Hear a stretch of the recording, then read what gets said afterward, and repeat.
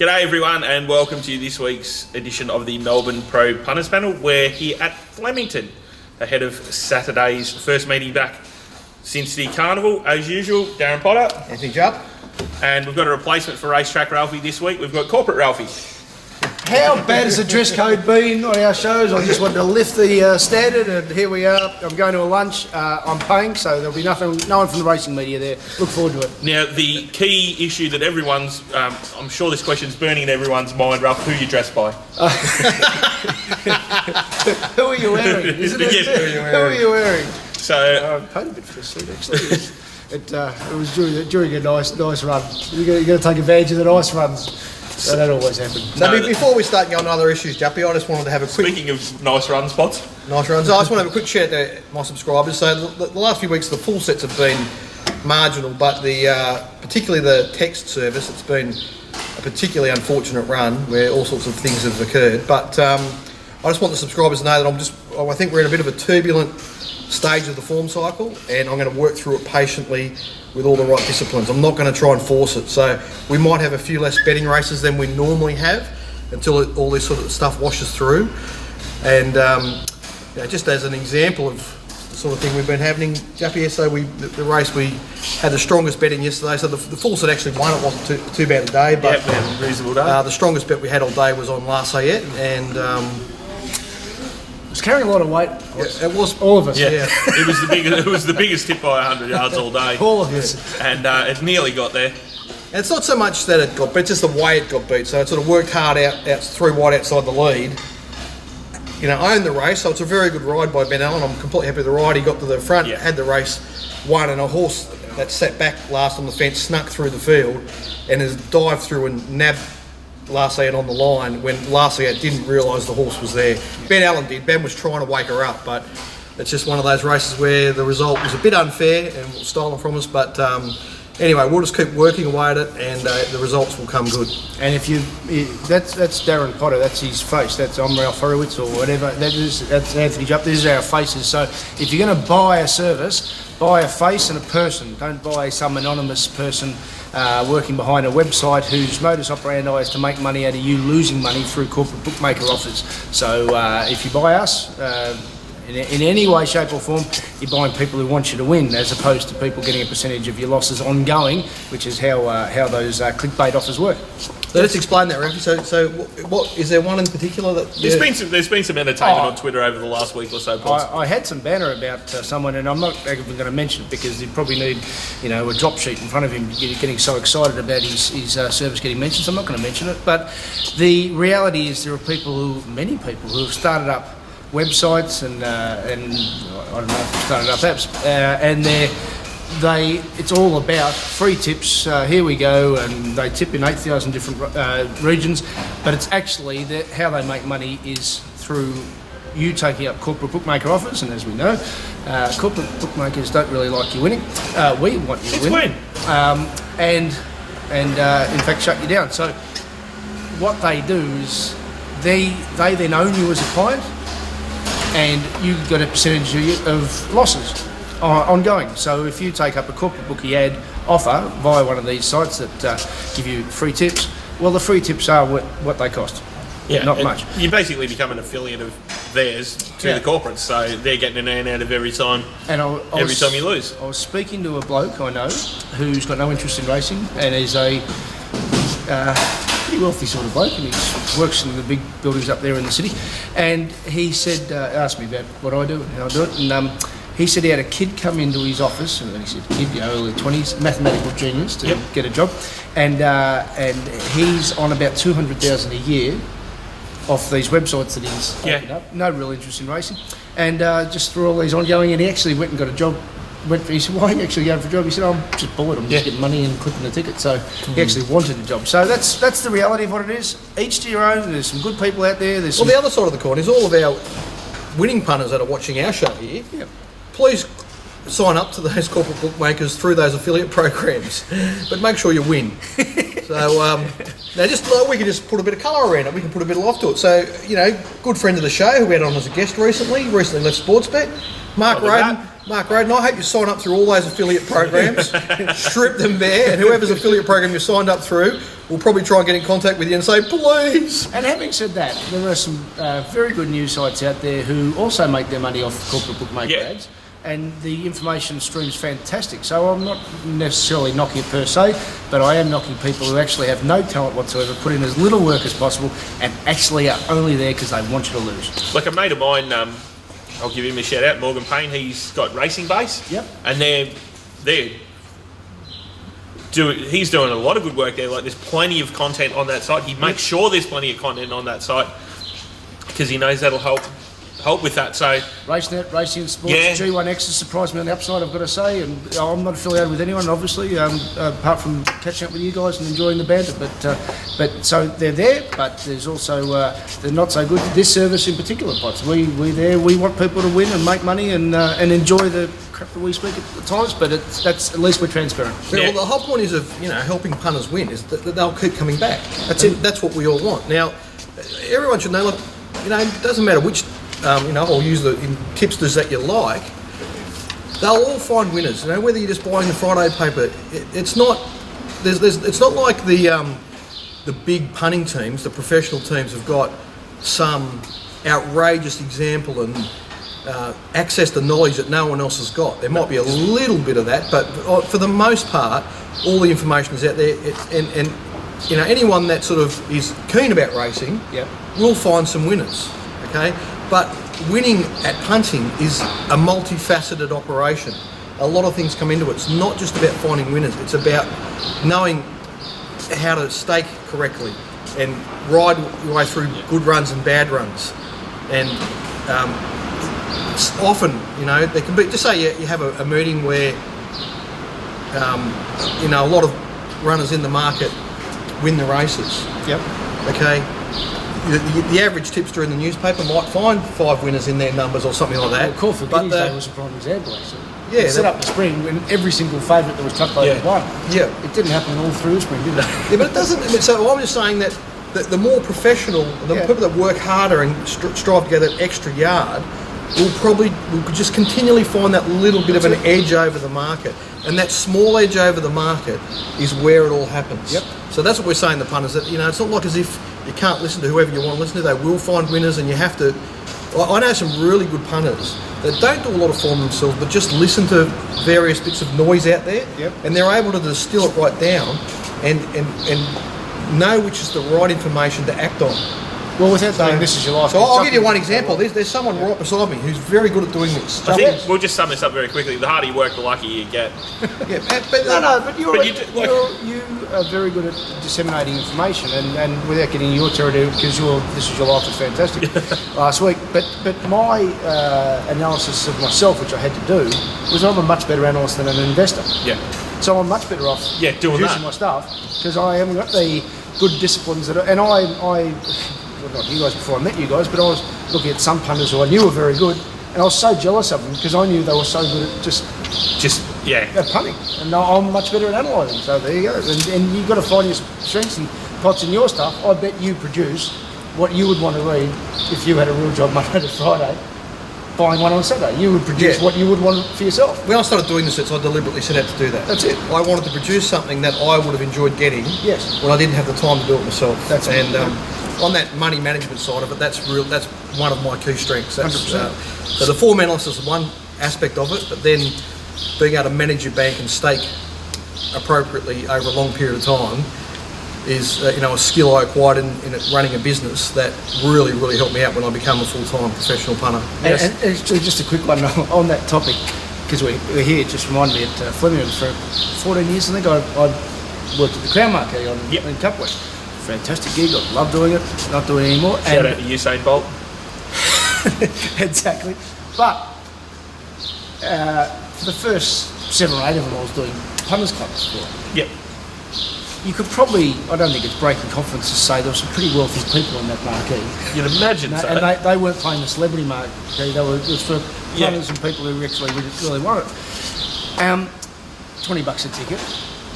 I think the day Viewed won the Melbourne Cup might have actually been my tipping point, 50 to 1. Not a lot of people have 50 to 1 shots. And I lost the lot. Now, I was distraught that I lost people's money who probably could have bought and sold me 9 billion times over. But in the bus on the way home, I actually said I can't keep doing this bloody Punters Club because I'm just so my modus operandi is to be very conservative with what I do out. Yep. And noticing what you do, Potts, you're very considered with your staking plan, and that's probably what you hang your hat on more than anything, isn't it? Yeah, absolutely. One race here or there, or even one meeting, doesn't have a huge impact. Like the most I'll ever bet on one meeting is about 10% of my bank. So even if it's a complete strip out, it's not the end. I'm not finished. Still solving. You know what I mean? You're still going, and on you go. So just a word out to the punters. We're actually filming this at Flemington. Directly behind the camera is the winning post, and I've actually been out just walked the 300 metres of the home straight. I'll be doing a full lap after we've finished filming. But it's Will you? well, I was planning on it. Down. It's actually raining quite solidly here at the moment, and it's rained earlier this morning. The happiest man anywhere within our vicinity right now would be Mick Goody. This track was quite firm prior to it raining, and I would not worry about. I would say to the punters that the forecast is just for rain today, and it's pretty good for Friday and Saturday, and we'll be racing on a good track here on Saturday. And our 3 city tracks, we'll get to a track that raced on as a city shortly, but our 3 city tracks, Caulfield, Moonee Valley, Flemington, if you're Saturday tracks, if you don't live here and you're not really across the Melbourne form as much as you perhaps want to be, make this nice rule for yourself. If you see rain, good rain on a Thursday, it is Shangri-La, because they don't get the hoses out, and the track's got 24 hours to dry, which is all they need. They're so well prepared, and that's generally your best possible racing service. Now, speaking of winners and Sandown yesterday, great friend of the show. Like, if there's a bloke that's going better than Aussie at the minute, explain this to me. What's the thing of Weirs that won yesterday that I can't pronounce? It's hard to say. Planchiel, is that it? Planchiel. Well, Aussie's got a share in that, and he's got a share in Speedior. Right. So he's jumped on the Team Weir bandwagon after Marwood kicked him off, and he's got these couple now. So he did tweet out last night that he think he might have a new favourite horse after yesterday. Well done, Aussie. Well done. We'll get to Pakenham because you just brought up something I just wanted to say. What Pontiel, they bet low 3s. Yep. Now maybe I think it did a parade with a sweat. I missed that. It did a few things wrong. Okay. Did a lot wrong, so it's an impressive win. Time at Warrnambool, it was outstanding on its time, surely. On its last 800, turn of foot, and I think that's a pretty fair example at the moment. A lot of people still aren't really embracing times as much because it was maiden that had to step up in class. If you're running quicker than the opposition, it doesn't matter. Well, let's go back to that Warrnambool run, Ralph. It was in a maiden. Yep. It had come over. It was 280 all morning. Yeah.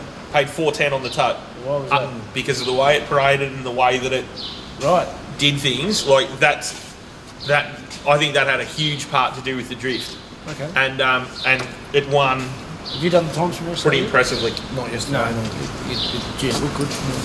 Interesting what the time showed. Well, look, visually, it was extremely impressive at Warrnambool. Yeah. Okay, then you peel back the sectionals, and there were really strong aspects there, but it was a very weak team of horses that it was.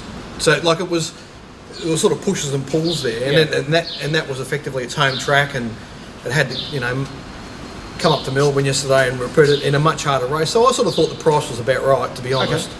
But and I think with a better front running ride, a little bit of spunk might have tested it a bit further. Slow, didn't he? Yeah, he's sort of. I mean, he's a kid, and that's like the disease of Melbourne jockeys, really, the anchor drop. But can I use that as an in point there? Can we go back to probably the slowest race you'll ever see in your life if we go back a week ago?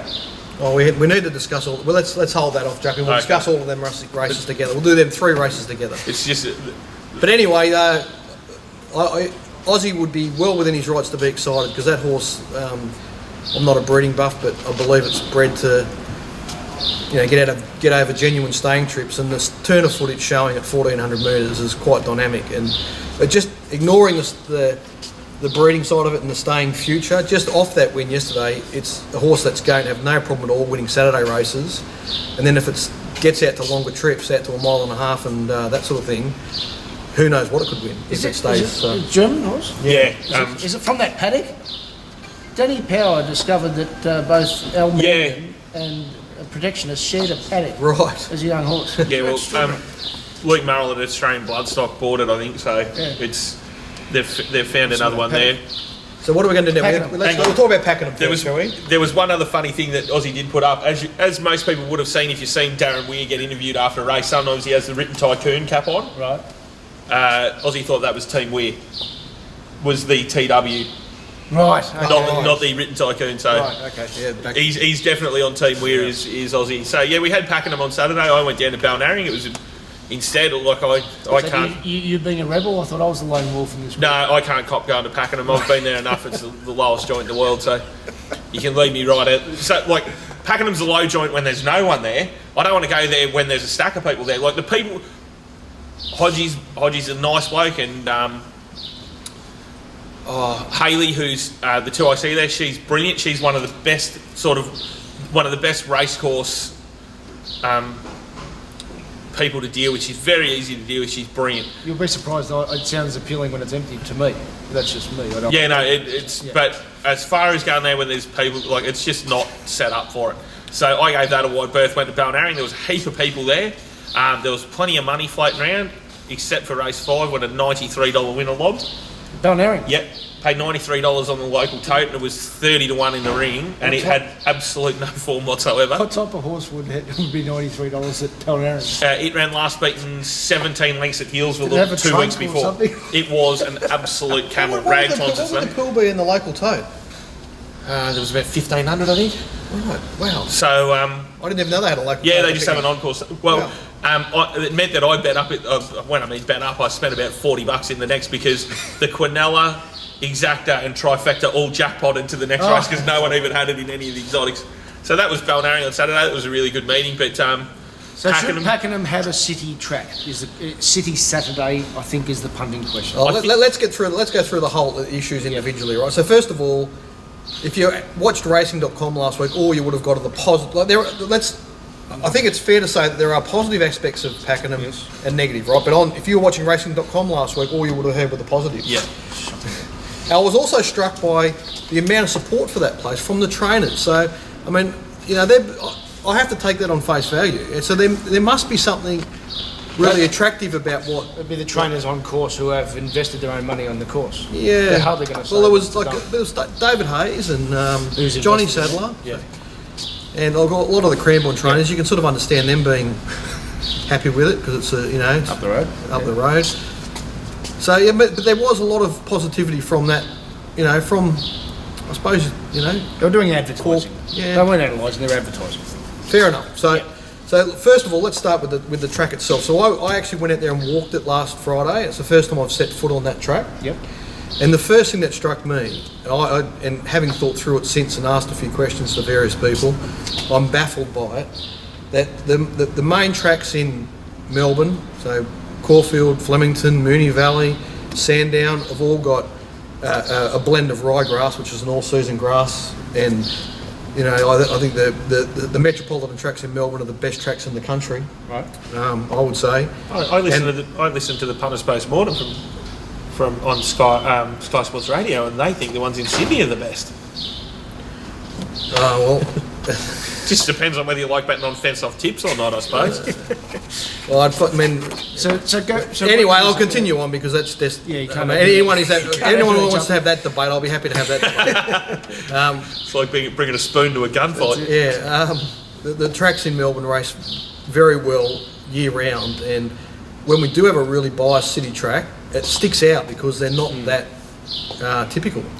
So the first decision that I would find extremely puzzling, and I'd love someone from Racing.com or someone from the track or whatever, or Hodgie, or whoever, someone to explain it, is why they chose to surface that track with Kaikoura grass.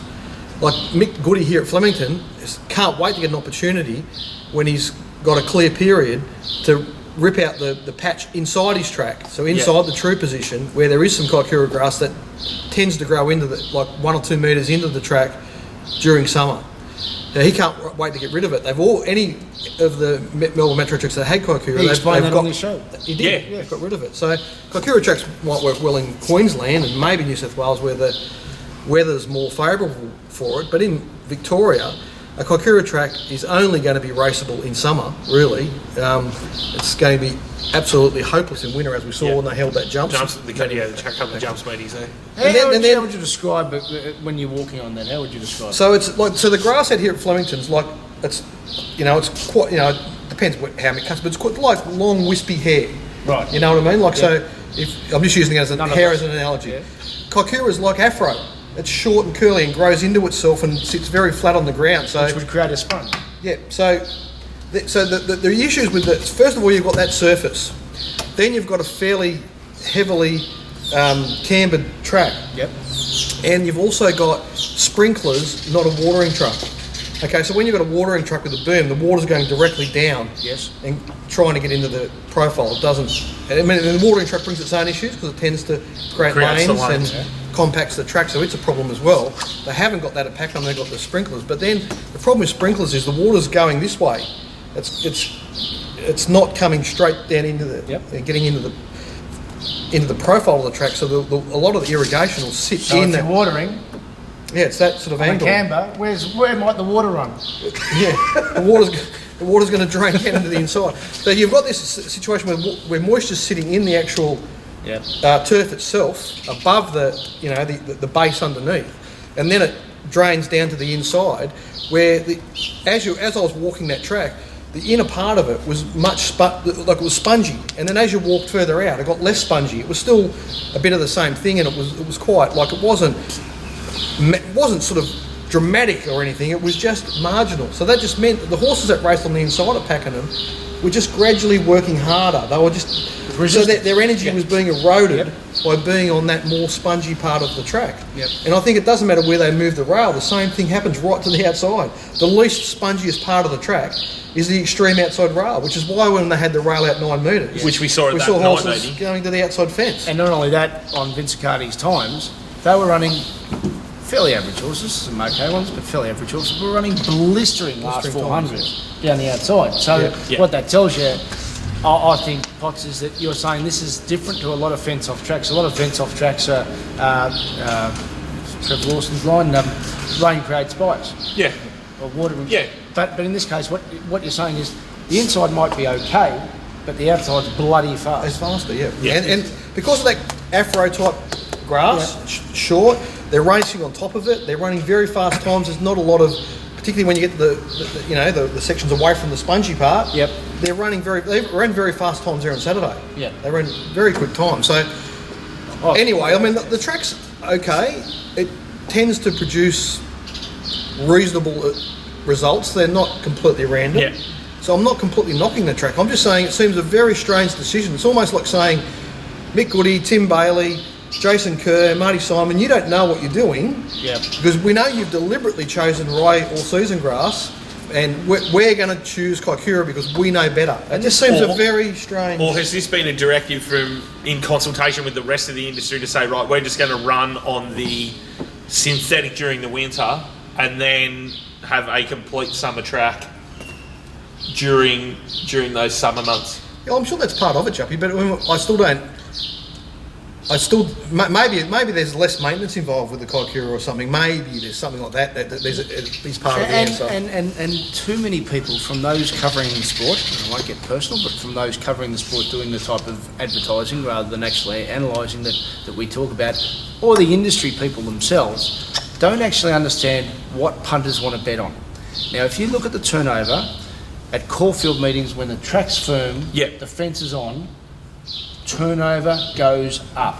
Now that's a mathematical fact, so you can argue with all the other bullshit all you like, but a mathematical fact is turnover goes up because punters around Australia want to bet on tracks that they can trust. And I've got to say, in hindsight, if I knew Ballarat was going to play like it did, I would have couldn't have waited to get there. And whereas Pakenham, the frustrations. The second point, which I'm sure you don't want to put words in your mouth, but the second point, what you're saying is, and it happens all the time. Caulfield Cup Day 3 years ago was a prime example. Sydney, we see it. Once it's established by everyone that the fence is off, what happens? Well, it's the sheep mentality. All the tempo goes out of the race. But it's not just positioning, Guppy. There's no incentive to lead. No. Once you take away incentive to lead, the Mahanis of the world, the Pillow de Size, it's Shangri-La for them.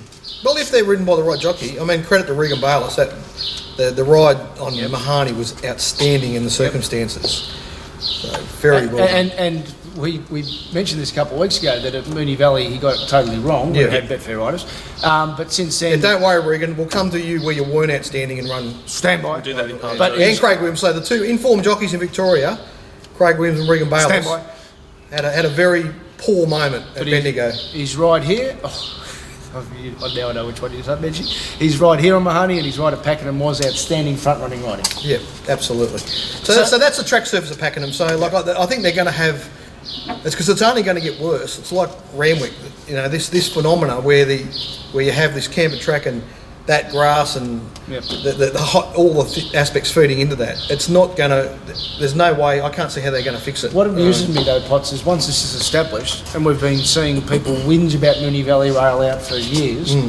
Connections I'm talking about. I don't know one punter that complains when it's established because we know we can bet more with confidence.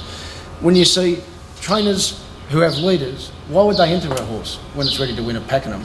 Conversely, why would you enter a back marker at Moonee Valley? You should know what the track is. You should. And it creates value for us, by the way, so we're delighted. But it's amazing how often they want to run horses at tracks which clearly won't suit their horse at the time. It's not just finding the right race for the horses, the right race at the right venue for the horses 100%. is another thing you need to look at. The other problem with Pakenham is, Potts, is, well, from a betting perspective, like, when we have five or less bookies at Pakenham, which is the vast majority of the meetings, they're inside. It's very civilised. However, for Cup Day, there's 7 or 8 bookies. Now, they move them outside to the far end of the grandstand, which is about at the 200 metre mark, isn't it? Potts down that end of the grandstand. Now, we've got an issue here with Flemington, but it's an issue that we know about because they're knocking down the old member stand, which of course, and happily for Paddy Davis, Paddy Bet, they're knocking down the old betting ring. So they've moved the betting ring there. I don't know what it's going to be. Memories. I don't know what it's going to be like. I doubt it's going to be much good there Saturday. I had a little bit of a look, Potts, and I don't think it's going to be terribly many out there. But the problem is, you need to be trained by Commando to find your way from out here near the winning post to the betting ring. You've got a long way to go. And but at Pakenham, there was only 8 bookies there, which probably, let's face it, for a standalone Saturday meeting, like at Ballarat, there was 20 bookies there or something. But there was only 8 there at Pakenham, which probably isn't quite enough. And the problem with those 8 is if you regularly work there, it means you get in ahead of the city bookies. So the biggest bookies, some of the biggest bookies weren't there. And then what they did was, normally you work front and back on a Saturday because you've got sort of, if you're here Flemington, you've got the members on one side, the public on the other. They wanted to work double-sided until they decided to put a temporary grandstand at the back of the stands. So that meant that there were 3 stands that were in between 50 to 100% better than the other 5. So, Jappy, what you're saying is essentially that once again, the race clubs are just showing that they don't care about on-course bookmakers and turnover. No. That just seems to be a common thread that we almost find an issue every month where it's clear that the on-course turnover is such a small part of the puzzle these days that no one really even cares. Well, it's not just it, but the thing is, that's also, there's a lot of the smarter money and the bigger money's flowing through that. So we need that, like, it's 80% of the funding comes from 20% of the punters, so they need to actually really start looking after it. I'm starting to wonder about that theory now, Juppy. Since we had Mark Raden on the show and he sort of dispelled that theory, I'm starting to wonder about that people like us that don't actually spend a lot of time studying all the turnover figures and understanding like how broad it is and how much money is flowing through those corporate bookmakers that's just recreational money. And once upon a time 50,000 people would come to the track and there'd be 100 bookmakers and they'd all hold a stack of money. All that's now been condensed down into like a dozen corporate bookmakers, and there's a lot of people out there having a bet, and it's all the vast majority is flowing through that. But there's one part of that you missed out on though, Potts. What do the majority of those people have in common? That are betting through the corporates. They lose. Well, that's clearly there, and the problem is that the percentage of whatever the percentage is, the money that's coming from the winning punters is having so much influence over the market. As Mark said, someone could have 50,000 on something, but if they're tagged as a non-winning punter, it has no impact. And if someone else that's tagged a winning punter backs one to win 3,000, it'll be $5 into $3.50. So devil's advocate, I think that on-course bookings, and we've had this discussion a bit, have become a bit like the taxi cabs versus Uber over the years, and it's been a lot of it's been their own fault. They've put up uncompetitive markets, particularly when they get to Spring Carnival, little niche areas where people just lose, and they can put up markets at 150%, and there's been a fill-up, and then eventually people go, well, why am I betting with you? And here my phone says at whatever corporate bookmaker I can get, and that's most people. Yeah. So they haven't done themselves a lot of harm, a lot of credit. So the question then is, can the industry understand the importance of a vibrant ring in whatever shape it now does in 2016, involving off-course punters, betting with these people on phones, and why it still is important to have that promotion, particularly on big race days? And I think one thing that we didn't touch on, which is an absolute positive for both Ballarat and Pakenham Cup days being on Saturday, it's annoyed me personally, but I'll take it seriously year-round as we do, but it gives... A big crowd means big amount of people engaging in racing. Correct. And that's a good thing. And we can't lose sight of that. But part of that good thing should be to have the ring set up. It will never be set up like the 80s again. So let's dispel that. But to be set up as best and as professionally as it could, and should be front of mind, and the administrators, whoever does that, needs to understand the importance of that, of the race day experience along those lines. There's one club that are actually going back to the future. I'm going to Yarra Valley next Friday. That should be a pretty decent meeting. There'll be a heap of marquees and whatnot, Christmas parties. Yeah. The old betting ring at Yarra Valley was way out the back of the grandstand. It was hard to get people there. They've actually gone back to the future. Guess where they're going to put the betting ring? Out the front? On the front lawn where everyone is. Now, can I just make an appeal to all the race clubs out there? Please consider that. Please consider putting the bookmakers out on the front lawn. Where they can visually be seen, where people can engage with it, where they can be part of the action. Only been happening in England. Imagine if that had been the case at Ballarat. It's only been the case in England for 300 years. I mean, it's the same. We've got to be careful drawing that, like just with England jumping. I know there's not too much. The best. Speaking of England, I did see one of the greatest posters I've ever seen. Someone put it up on Twitter. It was one of the small independent bookies that had a shop. Yep. And he had a sign, several signs in the shop, but one that someone had taken a photo. Please refrain from accessing any Betfair information whilst in the shop. That's right. Oh, wow. So no arbs. Yes, don't learn. Don't come in here and arb, and don't check what the market's doing. Let's draw part one to a close and have a final word each on whether Ballarat and Pakenham should be there in the future, and what our opinion is. What do you think, Ralph? I think if Ballarat promotes and says, this is how we intend to race Ballarat Cup Day, I'm boots and all, because to me it raced like Caulfield, but I didn't know that before the race meeting, so I didn't bother looking at it. You should get my stuff, Ralph, you would have known. Did you go up and walk it? Yeah, I did. Jeez, you're a star. I should have. I was sitting there, because they hadn't raced there for 6 months, really. I was just sitting there on Thursday morning thinking, I'm going to be guessing about this track, this is not good enough. So I immediately stopped what I was doing, went and jumped in the car and drove to Ballarat. Yeah. And as my subscribers will know, the big issue there was the part from the 800, the turning part of the track, around to the 400 and the chute as well, was a rating softer than the home straight. So what was happening is the leaders were hitting that really firm part of the track first. They were getting somewhere between a 1 and 2 length advantage. So that worked for us all day, and we had a reasonable day. And so I don't mind the timing of it all, but if the lack of information is just not good enough. Where in city meetings they put out sectionals after every race. The fact that Pakenham was started from scratch.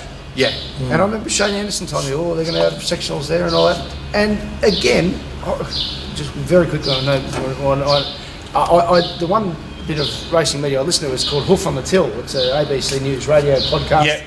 Helen Thomas and Max Presnell do it. It's good information. And they had Shelley Hancock on it and Dean Lester leading into the Pakenham. And she said the Pakenham is so well set up, it's perfect. It covers everyone. And I rewound it, just made sure I got this right. It covers the public, the members, the jockeys, the trainers, the owners. Okay? Punters. I'm waiting. Nothing. And that's the point. They actually, and Shelley's been, very well respected and well regarded and been at the top of her tree for a long time. So it's not definitely not being personal. What I'm saying is that is a prime example of how racing administrators think. How many ribbons did they hand out there? Plenty. So the problem, my issue with Pakenham, I'm sort of going to keep an open mind because you know I am struck by how many positive talkers there are for amongst the training ranks. I'm going to take that at face value and see how it develops. But when I drove out there, I was miffed. Like it's in the middle of nowhere. Well, it's like I know that's not far away. There are some large population centres, but really, do you know Druin? what? No, well, I don't know. I'm just assuming there are. I'll tell you why. Because the old Pakenham racetrack, which was a virtually greyhound track, was 1,400 in circumference. Yeah. But that now is a population centre. Yeah. So that what they're able to do is sell that land, make plenty of money on it to then fund a big wide open expanse that hasn't yet been funded. I guess I just mean there's a lot. There's the people that live out there, and that's an opportunity for them to go to the races. I did after I walked the track. I did drive into Pakenham, which is about I suppose a 10-minute drive or 5-minute, whatever it is, into the actual township, and a lovely little big growth corridor, lovely little town, and enjoyed having lunch there and having a pot at the pub. It was good. But when you drive in, like that majesty, that really nice feeling you get when you drive into racetracks. Yes. That you know, nearly all of them are got. At the moment, Pakenham does not have it at all. It's soulless. It's complete. It's just that's a good way of putting it, Juppy. At the moment, that place is lacking a soul, and whether you can manufacture that, I'm not quite sure. It's because like as soon as you're 1 metre off the track or anything else, it's just scrub. It's just it's really. I will wrap this up in a word. Positives. Gives these tracks a break, which they need after the carnival. Mick's had 5 weeks off here. Beautiful. This track will be Mickey Mouse. The other as Ralphie said, it opens it up to a different group of people to go to the races. The positive is Ballarat goes to the old track. I'd be much happier instead of racing on the inside track. Can't believe they raced on the inside track on the Saturday and ran just a nothing Monday meeting on the old track. Bizarre. But the negatives are you won't get me to go on either of those courses going forward. Like I've got just no interest. Like we stay home. Don't put Juppy on your poster. Yeah, like don't worry about getting actual people who want to turn money over there. So, and my final word is I'm prepared to punt at both of those. Yes, I think there's an opportunity there for me and my subscribers, just in having a better idea what the track's going to do. But for the industry itself, there are ups and downs, and I'll be pretty confident that, particularly at Pakenham, the turnover would be significantly down on what would normally be a